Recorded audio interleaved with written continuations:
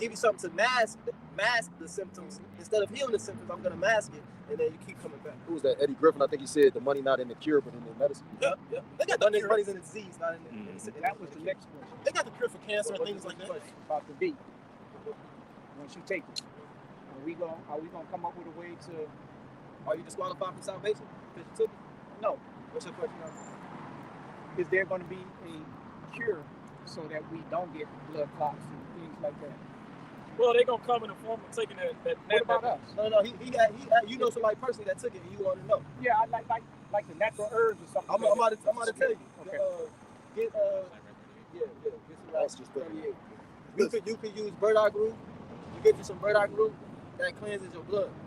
I actually used to sell a lot of herbs and stuff. You get burdock root that'll help cleanse your blood, and dandelion root. Dandelion root, burdock root. Beetroot. Put them together. Beetroot is another one. Beetroot, that's all good for your blood health. Pomegranate juice, drink pomegranate juice, things like that. See what I'm saying? But the first thing you do is pray first. That's all right. Right. That means nothing if you don't have faith.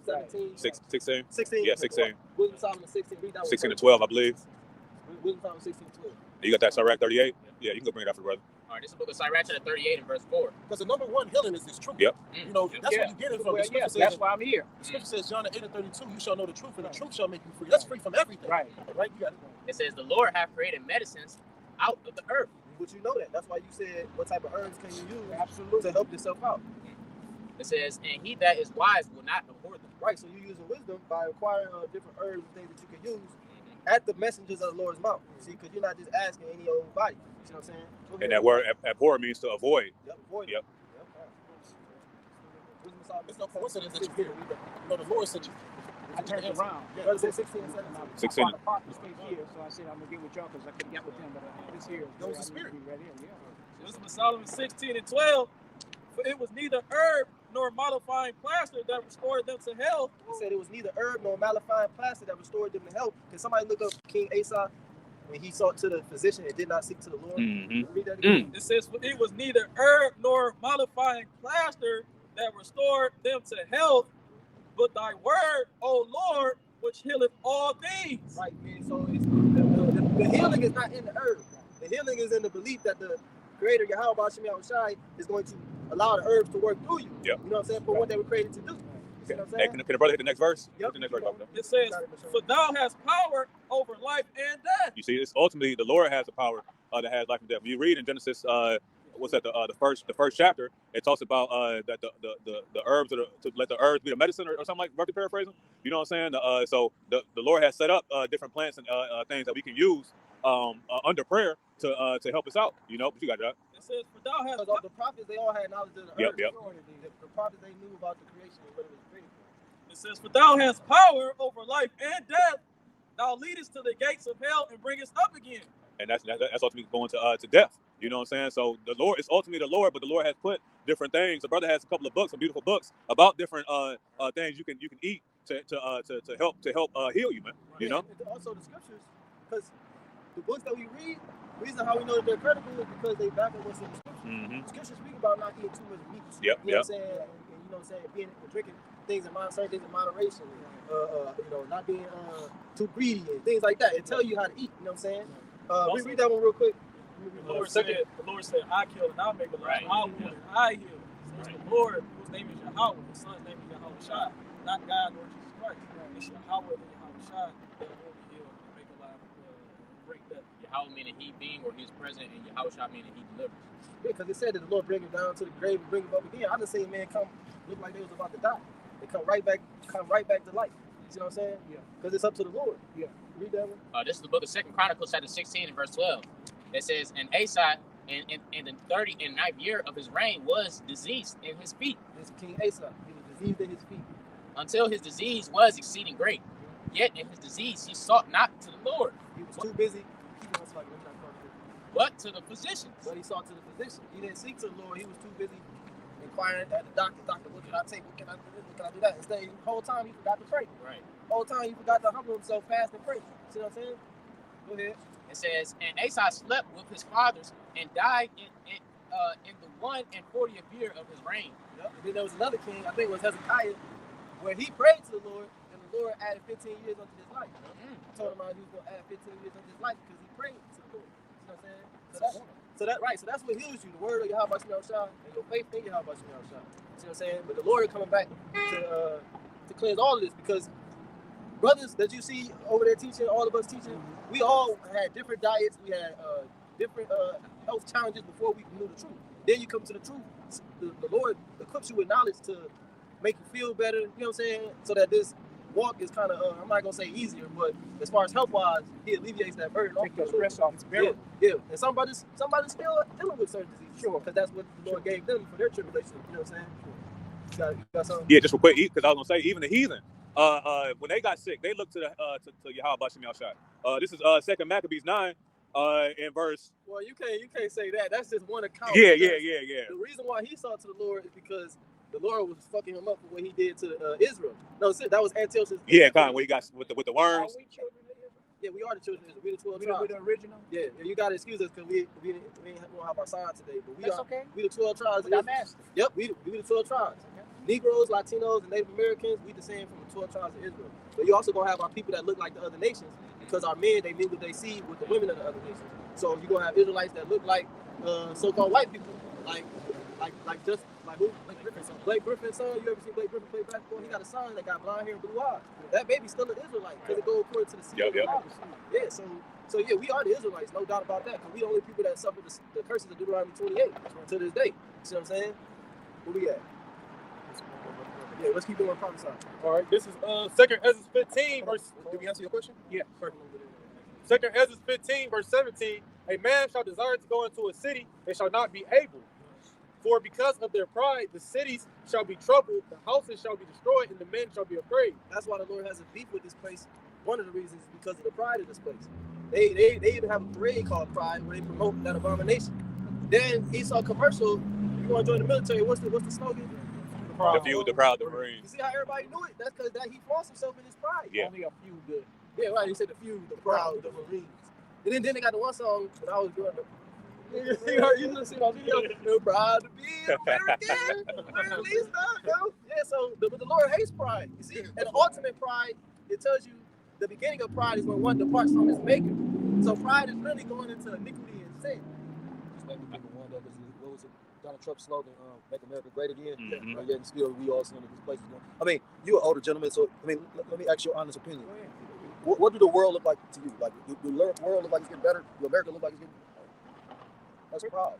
First of all, thank you for recognizing. I joined the Nation of Islam when I was a teenager, and that kind of got me traveling for knowledge and understanding, knowledge, wisdom, and understanding. Back then, Elijah Muhammad said, we haven't seen the worst of this that's going to come down, and ever since then, I'm telling you the truth, this world has to end. It has to end. Yeah, because It's too wicked. Yeah, because the rulers are wicked. Yeah. When you read Sirach 10, brother, can get that real quick. Sirach 10. Got it. I got it. I got a quick precept for you, just real quick. This is Proverbs 16 and verse 18. It says, "Pride goeth before destruction, and an haughty spirit before a fall." You see, so pride is an indicator. Pride is an indicator, let you know you about to fall. It says your pride goes before destruction, and a haughty spirit before a fall. So it lets you know, if you got pride within you, your next step is to fall, is to be destroyed. Mm-hmm. Right now, if you're an Israelite with pride, you got to repent right before you be destroyed. You see? But if you're these other nations, especially Esau, Edom, occupied in pride, the answer is destruction for him. You see, because he's not capable of repenting from that pride. Okay? Yes, sir.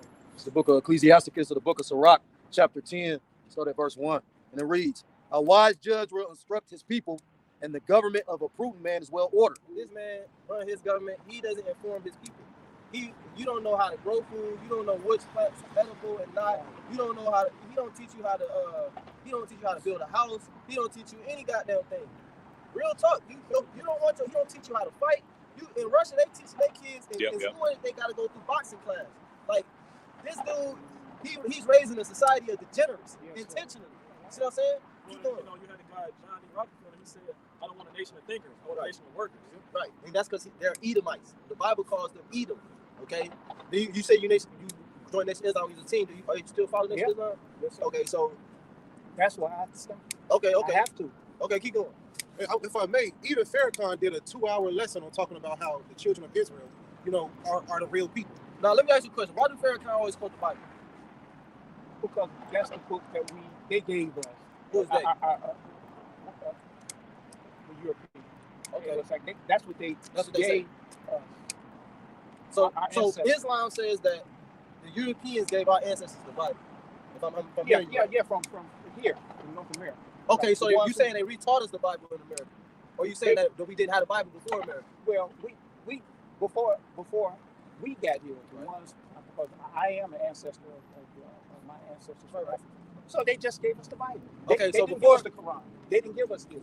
They just gave us the Bible. Okay, so all right, so I'm gonna see if you know history a little bit. So when we got here, you saying that they gave us the Bible, right? Eventually. Okay. Eventually. So we didn't have the Bible before we got to America. Is what you're saying? I don't know what we had before. Okay, you don't know. Good, okay, right. Good answer. I know. You ever know. heard of the sub-Saharan slave trade? What is that? That's the slave trade that took place in sub-Saharan Africa. It was between the Arabs, the Africans, and us. The Arabs sold us, or the Arabs and Africans sold us back and forth. And they sold us to the Grecians, they sold us to the Chinese, they sold us to the East Indians. What book did the Arabs give us in that slavery? It was the Quran. That's how our people got to believe in Islam, the same way our people got to believe in Christianity. It's the same. It was a divide and conquer tactic. These are false religions. Now the Bible speaks about the demise of the so-called white man. So why would the so-called white man give us the Bible? So that has to be misinformation. See what I'm saying? And like you said, misinformation. And like you said, even in the Quran, it mentions that the children of Israel are the true people of the Heavenly Father. So why not read the book that's about the children of Israel? Exactly. Which the Bible is. Now my problem, I was studying Islam. I'm gonna let you speak after I say okay. I was studying Islam. My thing that I noticed was that the Quran doesn't have any prophecies, which means to me that it could not be inspired by God, because the way the Heavenly Father speaks is He says before. But the Quran didn't have any prophecies. It was a recitation of the Bible. Right. So I was like, well, I might as well get into the Bible, and I found out the Bible is the true and living book. You see what I'm saying? So I no longer follow that. You about to say something? I was just gonna make a statement because you were talking about basically about the Bible, and like you got to think about they also basically what did they do? Created the slave Bible. They took from right. Now that's the Bible they gave us. I agree. They gave us a Bible, but they didn't give us the 1611 King James Version. The whole roll.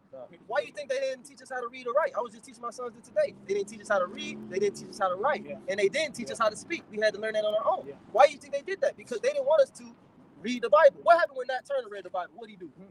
What did he do? He became a revolutionary. What, did he read the Quran? No, he didn't. He read the Bible and he became a revolutionary because he realized this book is about us and the Lord is going to free us. And what passage did he go to? What's that? Psalms 137? You know what I'm saying? Yeah. Oh yeah. Excuse vengeance. I see one of the books that say Holy Bible, right? Now, do I have that same book at the house that I be reading, or is that a different version? This one is a regular King James, I think. But this one that the brother got, this is 1611. Okay. So the reason why we have this one because this has the Apocrypha. Can you hold your Apocrypha up? Yeah, that. This book has the Apocrypha in it, which is this right here. Okay. So this showing you that this is actually a part of the original Bible. But I do love that book. Yeah, because I do love that book better than the Quran. That's the spirit bearing witness. You see what I'm saying? Yeah. But see, that's what Elijah taught us through the. Well, look, this one. Let me get 2 Peter 4 real quick. 4:1. Close. Okay.